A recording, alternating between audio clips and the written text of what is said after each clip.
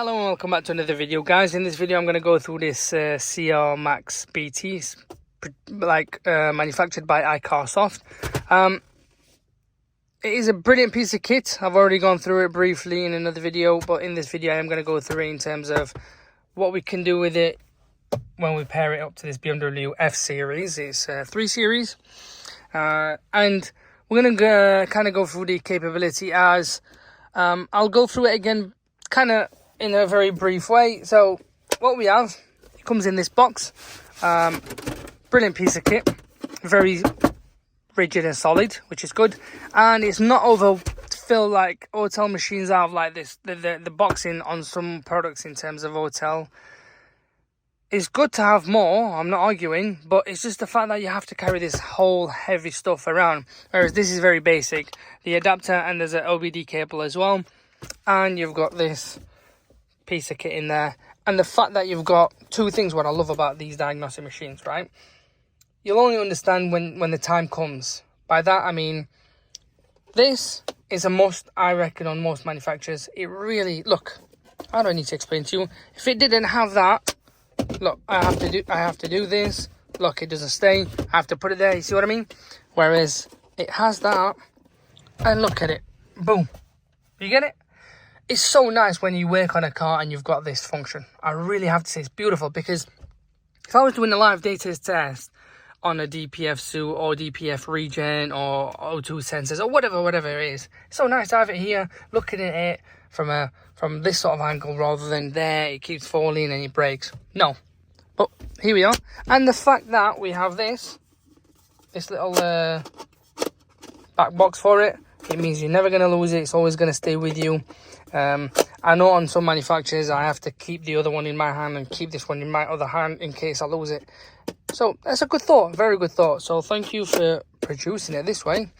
I'm sure as the years go by, other manufacturers will do the same, and I'm sure they'll all be competing against each other in terms of who's going to be the best. But so far, this is one of the top probably 5 best, shall we say, I've seen. So I'm going to compare this to Autel Max's MS906 Pro, which again, they're both very identical. This does probably 45 plus functions in terms of, like, you know, your reset. So what we'll do, we'll turn the ignition on. Here it is. Open the door. Typical BM is laying around here. Where is it? Yep. Remember, this is new, so it's the first time. There we go. So we've heard the beep. Shut the door, it's a bit chilly out there. Turn the machine on. Now, this covers a lot of manufacturers. There's a lot of special and hidden features within this iCarsoft. So in terms of, I don't know, knocking off seatbelt, whatnot, and all this nonsense, coding in injectors, relearning gearbox, clutch. It's very easy to use. Very, very, very easy to use. As you can see, very identical to Autel. That's why I'm comparing it. And plus, Autel has been around for years and years. iCarsoft has also been around since the 2001, 2, 3, and 4. They've got models in that sort of year. So these guys have got some good backbone in terms of knowledge. So let's look into it. So ignition on. And diagnostic, it is an auto VIN, so it does detect it itself. And the fact that you've got all these manufacturers, it covers a wide variety of manufacturers, guys. Very, very good. You can manually select it.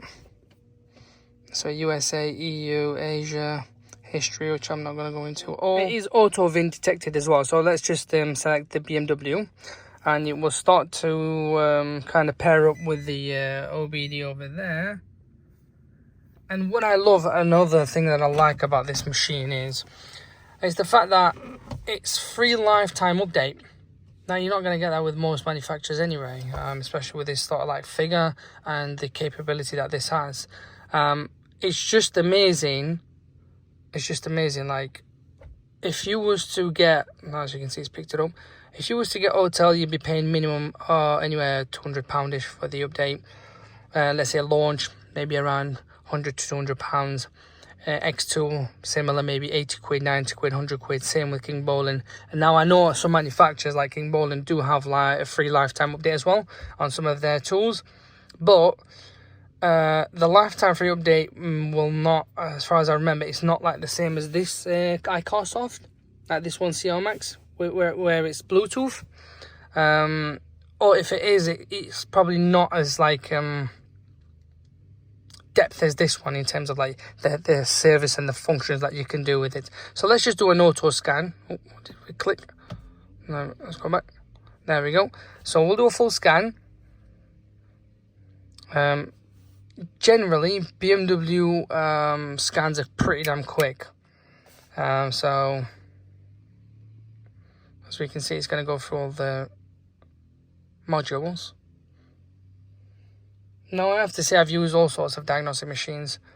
There are some really good manufacturers out there. There's no questions. We all know, like Autel, Snap-on. I don't even recommend it much. To be fair, it's overpriced. If the pricing were right, to be fair, it all goes back to pricing. If the pricing were right, no problem. But reality is, like Autel, Snap-on, like these manufacturers are really expensive. Whereas you can get iCarsoft like this one, Launch, X2, King Bolan. There's many manufacturers you can get for like a lot cheaper and does the same function. So it's a no-brainer, really, isn't? But today, since we're talking about the CR Max BT, I am going to say, look, this is equivalent to the MS906 Pro. So we'll go through the functions. So it has more or less gone through everything. Okay, it's done it. So I like the fact that it tells you specific module has a fault code and so on. So if we was to go into a module, this is like very identical layout to Autel, which I like. It's really nice and user-friendly in this sense. So if we click on that, exactly same layout, read fault code, boom, okay, I get it. So you can go back this way and it's pretty smooth and quick, which I like. So if we, for example, go into the engine section, we get this sort of screen. Now you can go into read fault code. Obviously within this it will give us the fault codes and the name just like it appeared earlier on, but I'm just going to give you examples of what we can do. So here it is. You can print and email it across to whoever you want. That's a good thing as well. So view data, diagnosis request. So as you can see, it tells us mission. Okay, so these are like all the things we can look at, which is pretty immense. I like the fact that.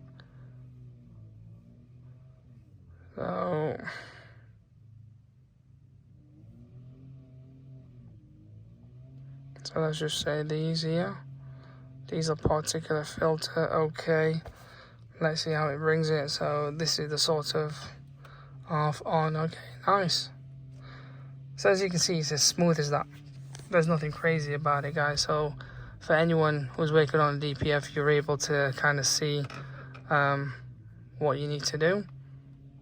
So coming back out of this, that's the diagnostic. Actuation test is like, for a lot, I've said it in a lot of other videos as well. So like that's the fan. This is the fan of the car. Let's just say test to see if it works. I'm waiting for it to hear. Yep, I can't hear the wheel.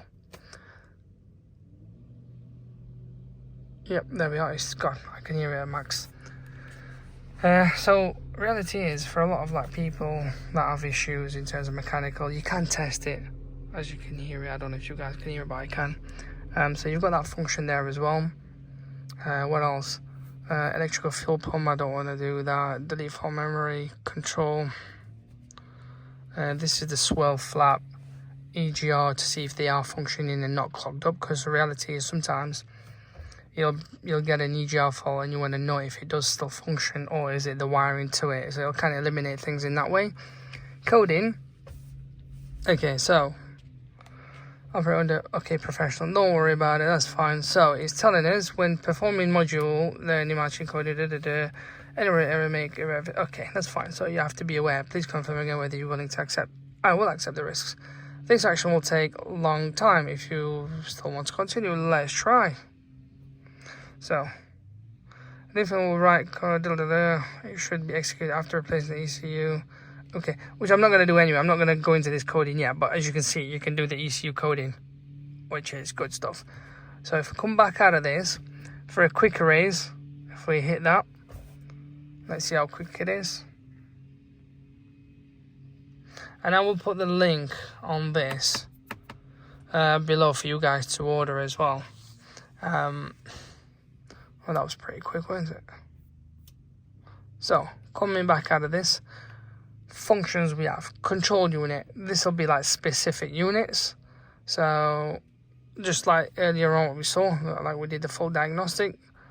Services. So, the services, let's just go into the maintenance. The CBS. So, this here is to do with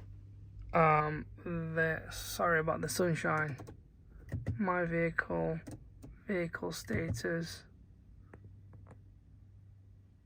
and then if we come back, service requirements. So you see these here. Let's say engine oil life, we've got 3,400 miles left. So we are going to reset it, and I'll show you what I mean. So it is capable of doing this. So UDS, boom, get in there.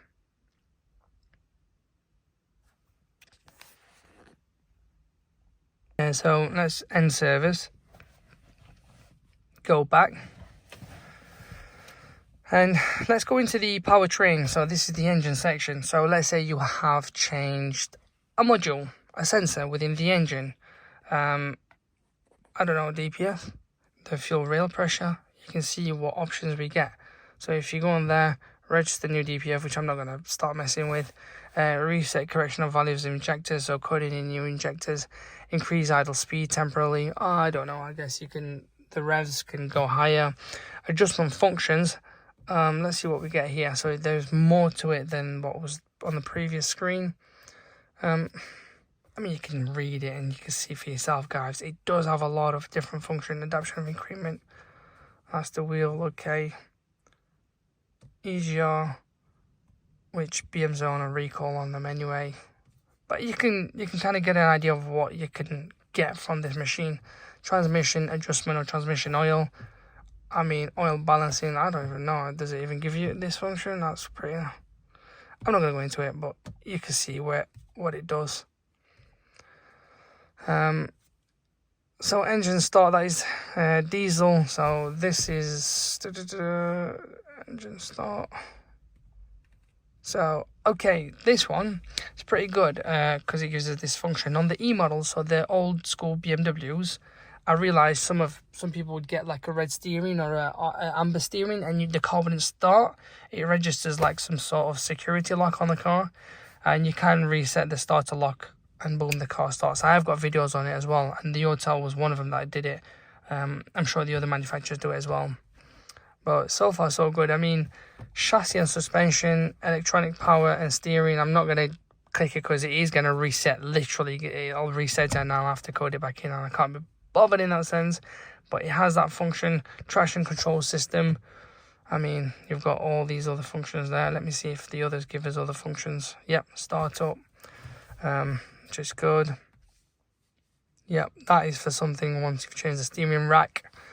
The body is to do with the other electronics of the car.